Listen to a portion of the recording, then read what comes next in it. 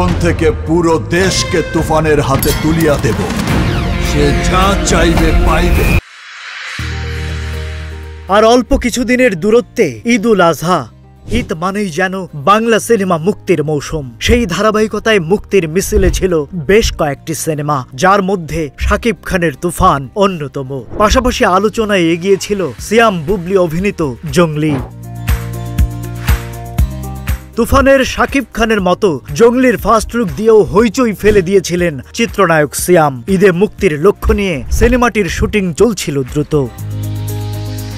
তবে এরই মধ্যে আসে শাকিব খানের তুফান সিনেমার ট্রেজার ও গান, যা দেখে নেট দুনিয়া উত্তাল হয়ে ওঠে। ধারণা করা হচ্ছে শাকিব খানের আগের যে কোনো সিনেমার সব রেকর্ড ভেঙে দিতে পারে তুফান।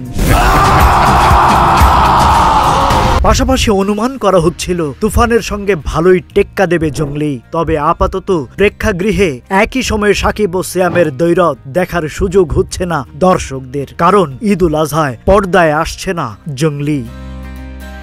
এর কারণ হিসেবে জঙ্গলির নির্মাতা এম রহিম সময় স্বল্পতার কথা বলেছেন। তবে সমালোচকদের অনেকেরই ধারণা মূলত শাকিব খানের তুফানের সঙ্গে প্রতিযোগিতায় নামতে চান না বলেই আপাতত জঙ্গলি টিমের এই সিদ্ধান্ত।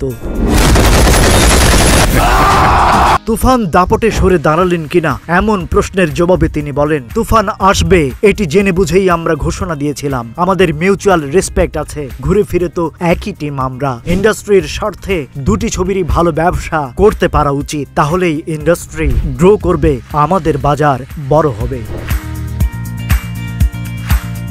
Rajib Raihan, news flash 71।